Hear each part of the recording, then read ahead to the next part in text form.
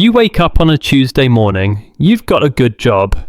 You make somewhere around $75,000 a year, maybe 80.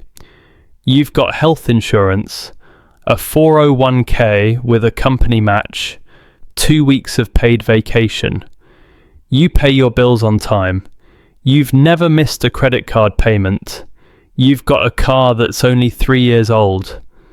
You rent a decent one-bedroom apartment in a neighborhood that doesn't make you nervous to walk home at night.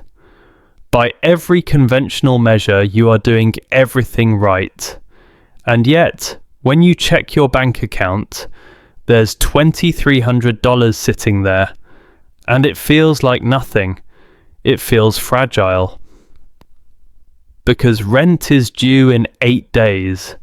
That's $1,800 right there. Your car payment is $297. Insurance is another $140. Your phone bill, your internet, your gym membership because you're trying to stay healthy. Your student loan payment that you've been chipping away at for 6 years now. You add it all up in your head and suddenly that $2,300 looks more like $200 of actual breathing room, maybe less.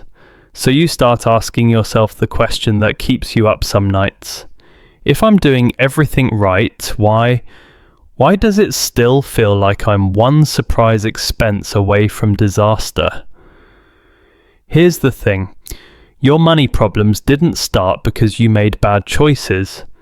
They started after you made all the good ones. Let me explain why. When you were 22 and making $35,000 a year, you were broke. But you were flexible. You had 3 roommates. You drove a car that made a weird noise every time you turned left. You ate rice and beans 4 nights a week, and you didn't think twice about it. You had no idea what your credit score was, and frankly, you didn't care. If your job disappeared tomorrow, it would have been scary, sure, but you could have moved back in with your parents. You could have picked up gig work. You could have survived on less because you were already surviving on almost nothing. You were poor, but you were elastic. Now, you make more than double what you made back then, but you are far, far more fragile.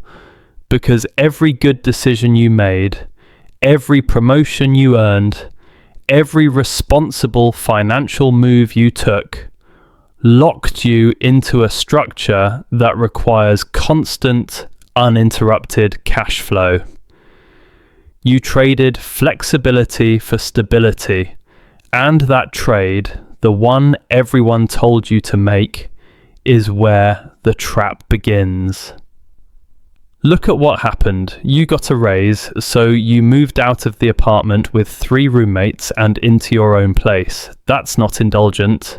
That's normal. You're 31 now. You're not supposed to be splitting a bathroom with strangers anymore.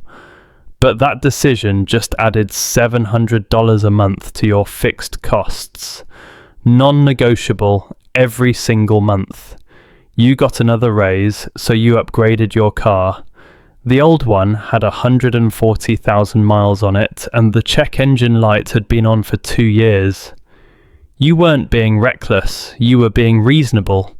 But now you've got a $300 a month payment, and full coverage insurance because the bank requires it. That's another $400 a month in fixed costs. You got promoted, so you bought some work clothes that actually fit. You started going to a dentist regularly. You got a gym membership because sitting at a desk for 9 hours a day was wrecking your back.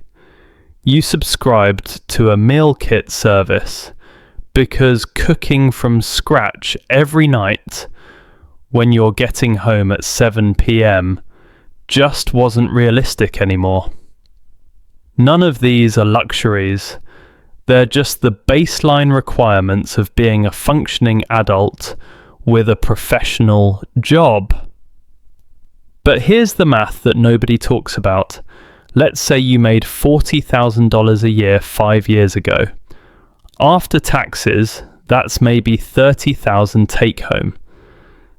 Let's say your fixed costs back then, rent, transportation, food, phone, were around 20,000 a year. Tight, but manageable.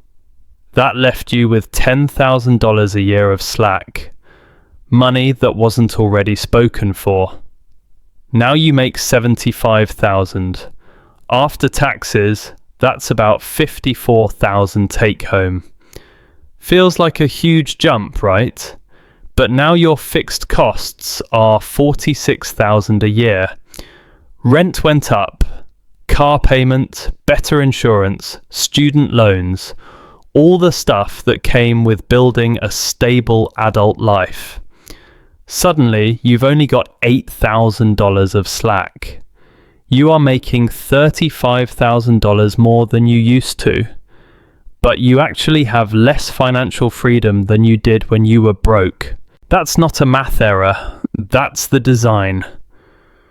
The truth is, the version of financial security that we're all sold, the steady job, the reliable paycheck, the benefits, the stuff that signals you've made it. It only works if nothing ever goes wrong. And I mean nothing. You can't get sick for longer than your PTO allows. Your car can't need a transmission. Your company can't downsize. Your rent can't go up more than your salary does. The moment any one of those things happens, the whole structure cracks. Because you are no longer living below your means, you're living at your means. And that is where the anxiety lives. You might be thinking, okay, but isn't the solution just to make more money? Get another raise? Switch jobs? Negotiate harder? Side hustle? Sure. Let's say you do that. Let's say you jump to $90,000 a year. You're ecstatic. You earned it. You worked hard for it. And for about 3 months, it feels amazing. You've got more cushion in your checking account. You breathe a little easier, but then something shifts. You start thinking, I'm making 90,000 now. I shouldn't still be living in this apartment. You tour a nicer place, it's only 300 more a month. That's nothing compared to your raise. You sign the lease. Your coworker mentions that everyone at your level has a newer car. You weren't even thinking about it, but now you notice that your car is looking a little rough. You start browsing. You find something reasonable. It's only 100 more a month than what you're paying now. You go on a trip because you haven't taken a real vacation in 2 years and you deserve it. You buy a few things for your apartment because it finally feels like you're at the point in your life where you should have furniture that doesn't come in a box with an Allen wrench. And 6 months later, you look at your bank account and realize you've got about as much breathing room as you did before the raise. Maybe less. This is called lifestyle inflation, but that term makes it sound optional, like you're just being frivolous. The reality is, most of the time, you're not inflating your lifestyle. You're just keeping up with what your peer group, your job, your city expects from someone at your income level. You're matching the environment you're in, and that environment has expensive table stakes. Here's where it gets even more uncomfortable. The more you make, the more locked in you become. Because now you can't just quit your job and figure it out. You've got a lease that requires proof of income at 3 times the rent. You've got credit card companies and loan servicers and insurance companies who all have their hand out on the 1st of every month. You've got a lifestyle that looks modest to anyone else in your tax bracket, but requires $55,000 a year just to keep the lights on. So now you stay in the job even when it's soul-crushing. You take the extra project even though you're already burned out. You smile in the meeting with your boss, even when you want to scream. Because stopping, even for a moment, even to reassess, feels impossible. The bridge you're standing on can't hold any less weight than it's already holding. This is the part that messes people up psychologically. When you were younger and making less, you were in growth mode. Everything was about building, improving, leveling up. That felt motivating. It felt like progress. But once you hit a certain income level and your fixed costs rise to match it, you shift into maintenance mode. And maintenance mode is exhausting because you're no longer working towards something. You're working to not fall behind.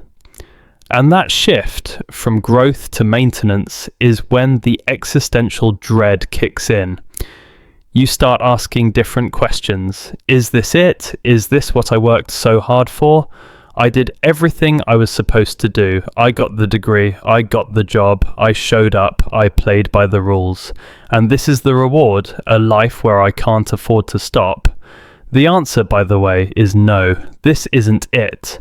But getting out requires recognizing that the trap isn't your fault. It's structural. The system is designed to absorb every raise you get. It's designed to keep you producing, consuming, and just comfortable enough that you don't burn it all down and start over.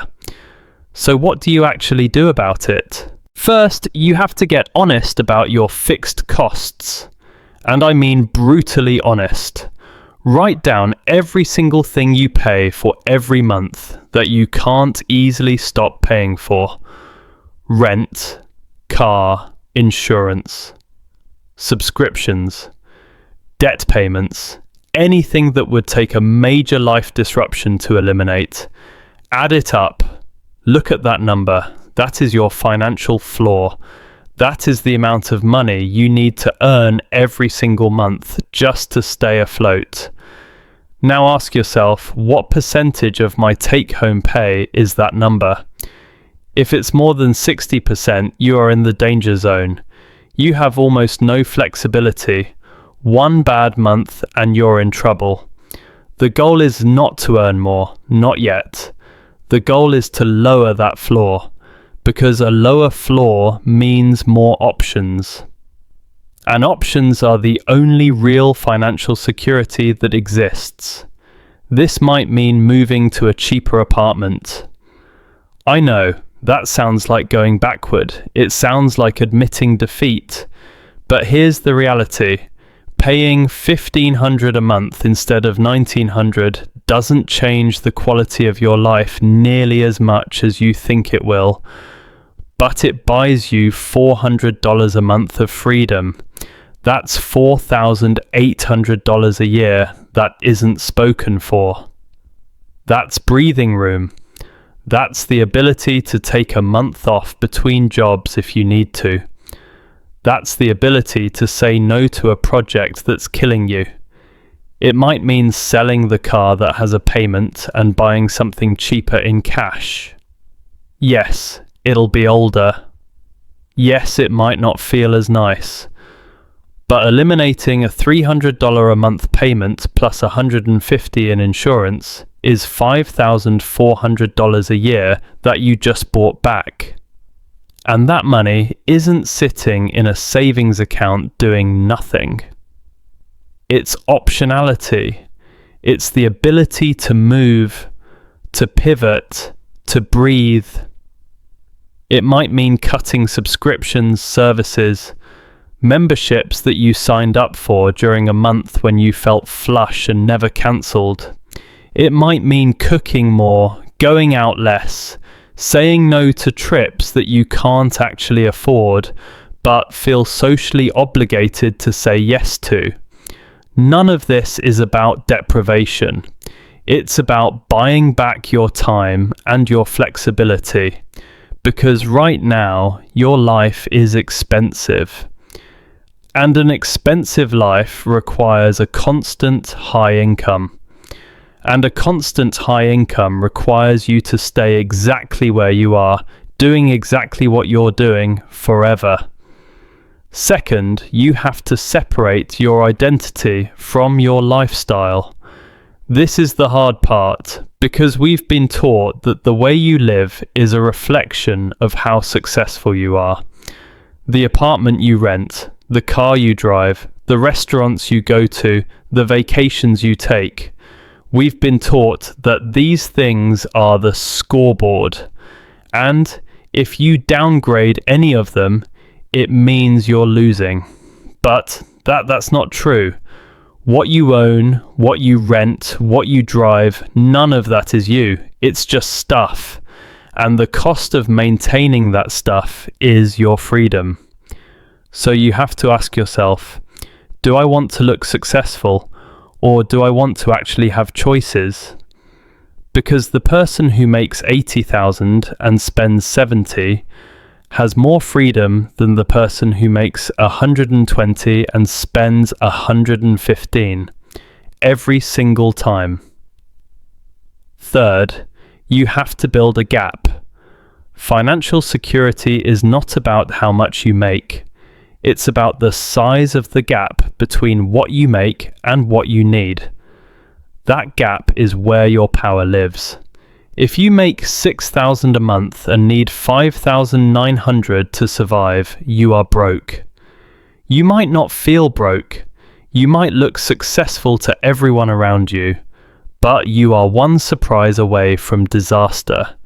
If you make 6,000 a month and need 3,000 to survive, you are wealthy, even though the income number is the same. So the entire game is widening that gap. Not by earning more, though that helps, but by needing less, by reducing the size of the financial floor you're standing on. Every $100 you shave off your fixed costs is $100 of freedom, $100 of room to say no, $100 of space to think. And finally, you have to stop waiting for permission to change your life. You're not going to get a raise big enough to fix this. You're not going to stumble into a windfall. The system is not going to suddenly reward you for all the years you played by the rules. If you want something different, you have to build it yourself. And that starts with looking at your current financial structure and asking, is this set up to give me freedom, or is it set up to keep me running? Because here's the thing, nobody tells you.